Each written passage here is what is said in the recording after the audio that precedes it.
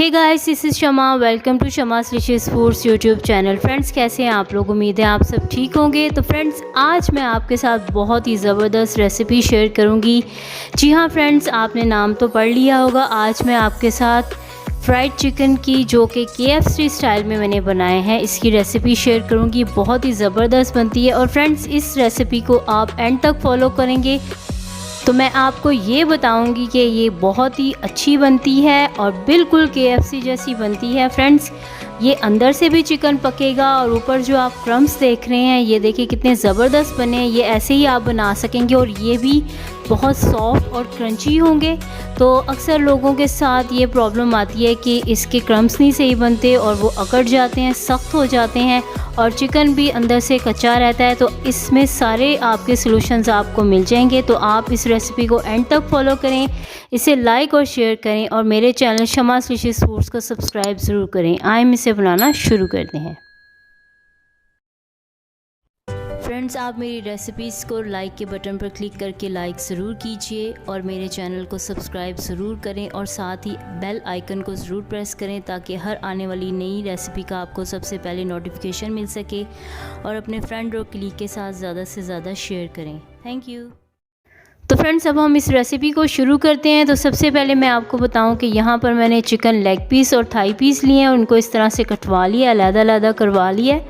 और फ्रेंड्स, इसको अच्छी तरह से मैंने धोया है। इस बात का आपने ख्याल रखना है, इसे अच्छी तरह से धोना है और इसका पानी खुश्क कर लें। और अब हम इसके अंदर 2 कप पानी ऐड करेंगे। ये टैप वाटर है, ये गर्म भी नहीं है और ना ही ठंडा है, बिल्कुल नॉर्मल टेम्परेचर पर है। ये आपने इसमें 2 कप ऐड करना है और इसको आपने जो है इस तरह से दबाना है ताकि पानी के अंदर चिकन डूब जाए। और अब इसके अंदर हम हाफ़ कप वाइट विनीगर यानी सिरका ऐड करेंगे। और फ्रेंड्स, अब इसके अंदर हम 4 बड़े चम्मच यानी खाने के चम्मच टेबल स्पून इसके अंदर नमक ऐड करेंगे। फ्रेंड्स, ये क्योंकि 1.5 किलो है इसलिए इसमें मैं 4 चम्मच ऐड कर रही हूँ। अगर आपकी चिकन थोड़ी है तो आप कम ऐड कीजिएगा। तो इस तरह से हमारी चिकन जो है वो टेंडर हो जाएगी और चिकन अच्छी तरह से जूसी बनेगी। इसके अंदर भी फ्लेवर थोड़ा सा नमक का आ जाएगा। तो अब इसे बड़े बॉल में मैं ऐड कर दूंगी ताकि चिकन अच्छी तरह से डूब जाए। तो यहाँ पर इसमें मैं जो है वो बड़ा बॉल इसमें मैंने इसे डाला है। तो अब ये देखें, अच्छी तरह से हम इसे हिला सकते हैं। तो अब हम इसको ढक के रख देंगे रूम टेम्परेचर पर 1 घंटे के लिए। और फ्रेंड्स, 1 घंटे के बाद आपने क्या करना है, इसका पानी ये देखें ऐसी नज़र आएगी। आपने इसका पानी जो है वो ड्रेन कर देना है, गिरा देना है। ये देखें, मैंने इसको गिरा दिया और दोबारा से अच्छी तरह से धो लिया। ये देखें, अब ये वाइट सी हो गई है। इस तरह से ये होनी चाहिए, इस तरह से अच्छी तरह मैरिनेट होगी। तो अब इसके बाद हम इसमें अब स्पाइसेस ऐड करेंगे, मसाले। तो सबसे पहले इसके अंदर मैं ऐड करूँगी 1 टेबल स्पून नमक। आप अपने टेस्ट के मुताबिक कम या ज़्यादा कर सकते हैं। और इसके अंदर हम रेड चिली पाउडर तकरीबन 1 टेबल स्पून ऐड करेंगे। और इसके बाद इसके अंदर हम ऐड करेंगे गार्लिक पाउडर, ये तकरीबन 1 टीस्पून है। अगर आप फ्रेश डालना चाहते हैं फ्रेश भी डालें। और 1 पिंच हम काली मिर्च ऐड करेंगे। और पेपरिका पाउडर आपने 1 टीस्पून ऐड करना है। और इसमें हाफ़ टीस्पून आपने बेकिंग पाउडर ऐड करना है। और इसके अंदर हम ऑरिगेनो तकरीबन हाफ़ टीस्पून ऐड करेंगे और मिक्स हर्ब्स भी हाफ़ टीस्पून। और ये जो इंग्रेडिएंट है ये बहुत इंपॉर्टेंट है, इसको आपने स्किप नहीं करना क्योंकि फ्रेंड्स ये इसके लिए बहुत ज़रूरी है। इसे आपने स्किप नहीं करना। आसानी से आपको बाज़ार से सस्ता ही जो है पेस्ट मिल जाएगा, मस्टर्ड पेस्ट। तो इसको आप अच्छी तरह से अब मसाले सारे को मिक्स कर लें। चिकन के साथ एक एक बोटी पर इस तरह से आप लगाएं ताकि सारी चिकन जो है वो अच्छी तरह से मैरिनेट हो।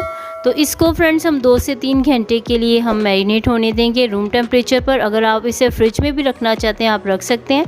तो इसको आपने क्लिंग रैप शीट के साथ आपने इसको कवर कर देना है।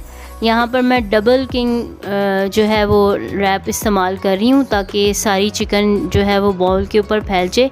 क्योंकि मेरे पास ये बॉल बड़ा है तो इसलिए मैं इसमें डबल क्लिंग रैप लगा रही हूँ। तो फ्रेंड्स, इसको आपने 2 से 3 घंटे के लिए आपने मैरिनेट होने देना है। तो अब हम क्या करेंगे, इसकी कोटिंग तैयार करेंगे जब तक ये मैरिनेट होती है।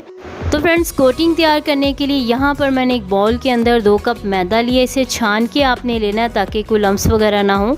और इसमें हम 1 टीस्पून आपने सॉल्ट शामिल करना है और इसमें 1 टीस्पून ब्लैक पेपर शामिल करना है।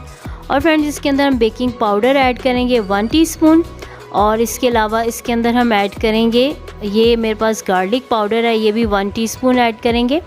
اور فرینڈز اس کے اندر ہم mix herbs 1/2 T spoon add کریں گے، اور 1/2 ٹی اسپون ہی اس میں ہم جو ہے وہ اوریگینو ایڈ کریں گے، کیونکہ چکن میں بھی ہم نے ایڈ کیا تھا، اس میں تھوڑا کم ایڈ کریں گے۔ تو اب ان ساری چیزوں کو آپ نے اس طرح سے مکس کر لینا ہے اور اس کو آپ نے رکھ دینا ہے تاکہ یہ جو ہے وہ اسٹیبل ہو جائے۔ تو فرینڈز 2 سے 3 گھنٹے کے بعد ہم اب چکن کو جو ہے وہ کوٹنگ کریں گے۔ تو یہ دیکھیں یہاں پر یہ اچھی طرح سے میرینیٹ ہوگی، یہ دیکھیں کیسے اس کے اوپر زبردست جو ہے وہ مسالہ جو ہے وہ ہو گیا کوٹ۔ تو یہ اب بالکل تیار ہے، میرینیٹ ہو گئی ہے، اس کو ہم فرائی کریں گے۔ تو اس کے لیے ہمیں جو ابھی اس کے لیے کوٹنگ تیار کی ہے میدے کی، وہ ہم رکھ لیں گے، اور اس کے ساتھ ٹھنڈا پانی آپ نے ایک باؤل میں لے لینا ہے۔ یہ جو ہے فریج کا پانی ہے، ٹھنڈا بالکل، یہ آپ نے لینا ہے۔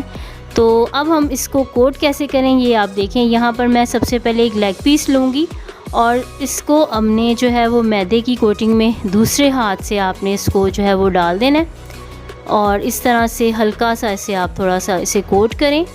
تو یہ دیکھیں اس کے اوپر میدہ جو ہے وہ اس طرح سے ہو جائے گا، اسے جھاڑ لیں۔ اور اب ہم یہ جو ٹھنڈا پانی میں نے آپ کو بتایا تھا، یہ اس میں ہم اس کو ایڈ کریں گے۔ تو اس طرح سے جو ہے یہ اس کی کوٹنگ اس پہ بیٹھ جائے گی۔ یہ دیکھیں اس کو 3 سیکنڈ کے لیے آپ نے رکھنا ہے اور پھر سے ایک دم سے اسے نکال لینا ہے، زیادہ دیر ڈپ نہیں کرنا۔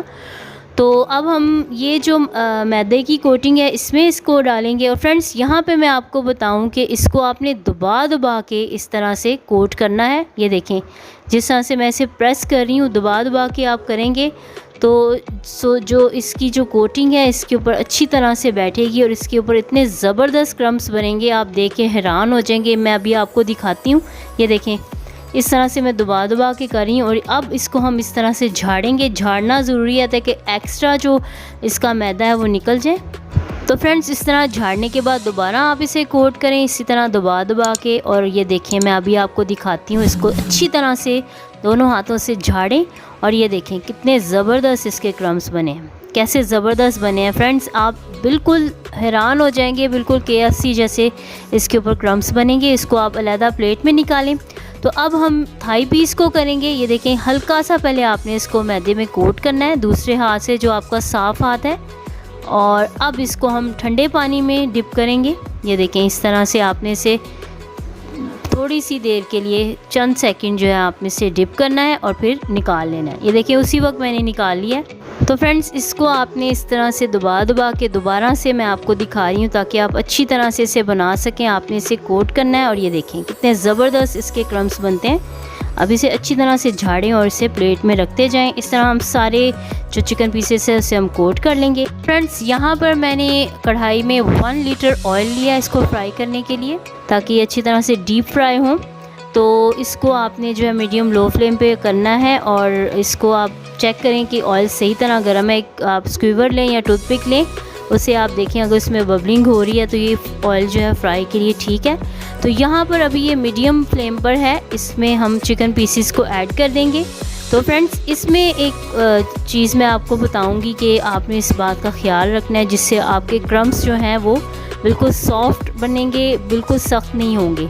تو ابھی اس کو جو ہے آپ نے اسی طرح سے میڈیم فلیم پہ اس کو ایڈ کرنے کے بعد رکھ دینا ہے، اور 10 منٹ آپ نے اسے اسی طرح سے رہنے دینا ہے۔ تو فرینڈز اس کے بعد آپ نے کیا کرنا ہے، آنچ کو سلو کر دینا ہے، اور آپ نے اس میں چمچ سے اس کو نہیں ہلانا، اس پین کو ہلائیں تاکہ جو پیسز ہیں اپنی جگہ پر آ جائیں، اپنی جگہ پر۔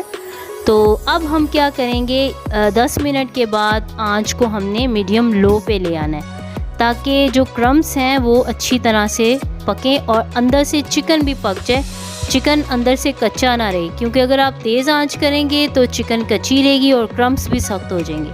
تو ساتھ ہی آپ نے اسے فلپ کر دینا ہے، اس کی سائڈ چینج کر لینی ہے۔ یہ دیکھیں گولڈن ہو گئے ہیں ایک سائڈ سے، لیکن آپ نے اسے بہت ڈارک گولڈن نہیں کرنا بلکہ ہلکا سا اسے گولڈن کریں، جیسے آپ دیکھتے ہیں کہ KFC میں وہ کس طرح سے اسے فرائی کرتے ہیں۔